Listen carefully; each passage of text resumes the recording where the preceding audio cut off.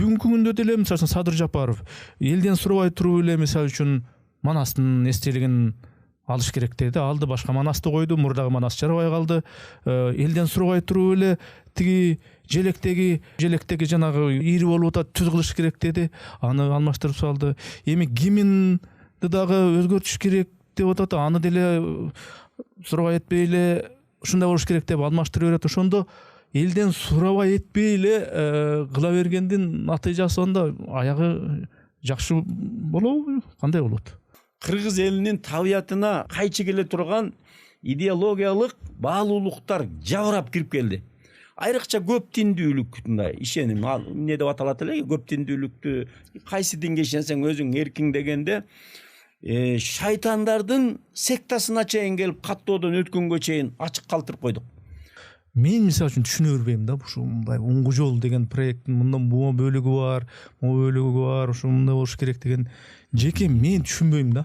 Антип мен жашоомдо бул проект кантип мага таасир этип атат, мен эмне кылышым керек муну? Мен өзүм күнүмдүк милдеттерим бар, маек алам, башка кылам, антем мынтем, анан ал мамлекеттик деңгээлдеги ошондой уңгу жол эмне болуп атат? Ушу кээде карасам эле ушу баракчалардан чыгып калат, телевидениелерден чыгып калат. Анан мен мисалы үчүн мындай түшүнө бербейм да. Эми мен жана жашмын, бөбөкмүн, бала бакчамын, өспүрүммүн, андан кийинки жана студенттерди мен тим эле коеюн. Мен жеке мисалы үчүн мен журналистмин. 25-30 жылдык журналисттик тажрыйбам бар.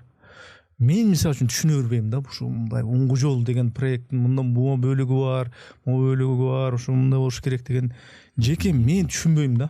Антип мен жашоомдо бул проект кантип мага таасир этип атат, мен эмне кылышым керек муну? Мен өзүм күнүмдүк милдеттерим бар, маек алам, башка кылам, антем мынтем, анан ал мамлекеттик деңгээлдеги ошондой уңгу жол эмне болуп атат? Ушу кээде карасам эле ушу баракчалардан чыгып калат, телевидениелерден чыгып калат. Анан мен мисалы үчүн мындай түшүнө бербейм да. Баягы Акаевдин учурунда бир улуттук идеология деп Манастын 7 осуяты, анан Семетей Сейтек тиги бу деп мектепке киргизгендей, андан кийинки президенттер дагы бир стратегиялар ойлоп тапкандай, ошол учурдагы стратегиялар деги бир эсимде жок. Анан бул проектте ошондо бир эсте калбай турган эле бир мындай формалдуулук болуп калбайбы деп корком да. Калбайбы деген суроого менин бир жообум да, эмне үчүн ушундай маселе ушундай деңгээлге чейин тереңдеп кетти.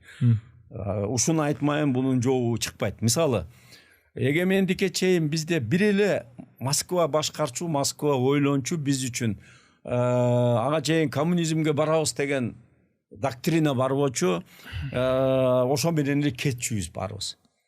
Эгемендик алгандан кийин биз өзүбүздүн жолубуз менен кетүү жөнүндө ошол учурларда биз бир топ чайналдык, жана башында айтпадымбы?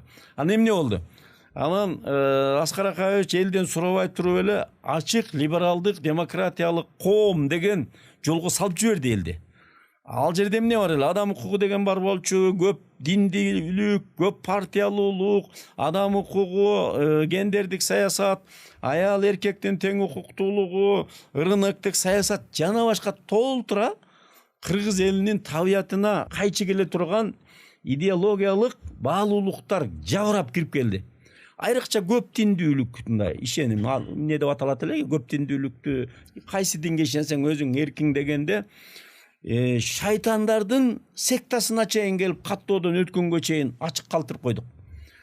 Мурда бизде исламдын бир ата-бабалар карманып келген имам Мазам мазхабын карманган, жана Ханафи мазхабын карманган бир эле жакшынакай проблемасы жок эле исламды карманып келген эл бир убакта чыкты, Хизбут Тахрир, анан тигиндей мындай бир 73 кыямат каянга чейин 73 кыркага бөлүнөт деп мен эмес, өзү айтылып атат ал жерде.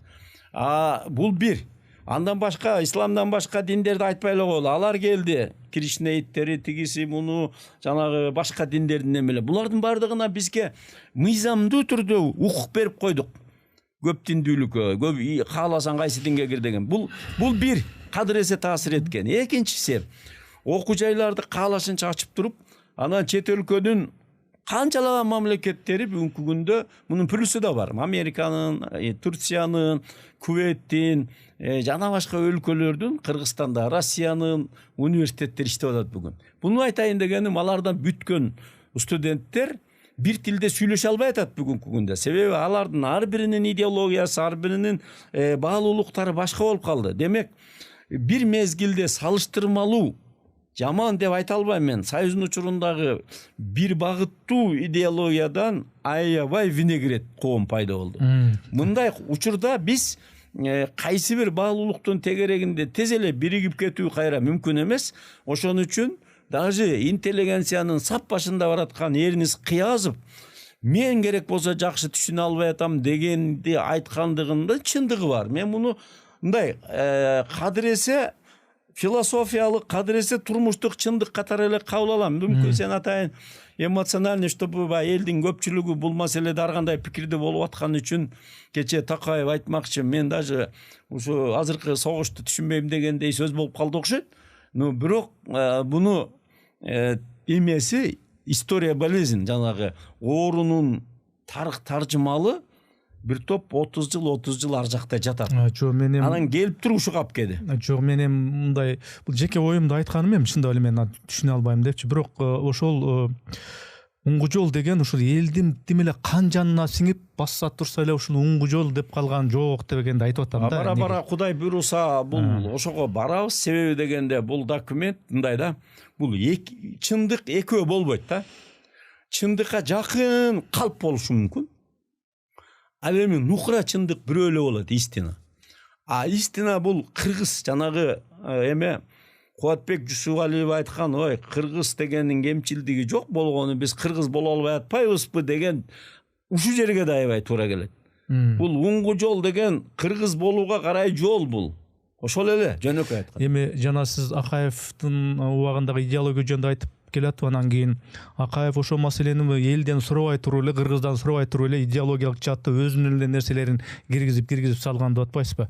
Бүгүнкү күндө деле мисалы үчүн Садыр Жапаров элден сурабай туруп эле мисалы үчүн Манастын эстелигин алыш керек деди. Алды, башка Манасты койду, мурдагы Манас жарабай калды.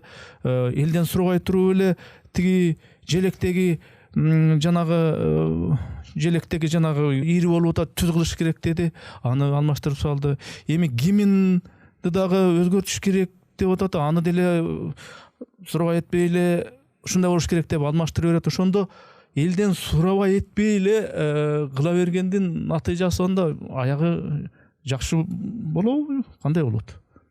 Эми бул биздин коомубузда боло келген, азырда уланып аткан бир кемчилдиктердин бири деп мен деле буну түшүнүү менен суроодо жөндүү маселе айтылып атат да. Анан эмне болгон күндө дагы чоң мамлекеттик маселелерди жалгыз чарым эле чечип салбай, илгерте мисалы үчүн кыргыз кеңешип кескен бармак оорубайт дейт.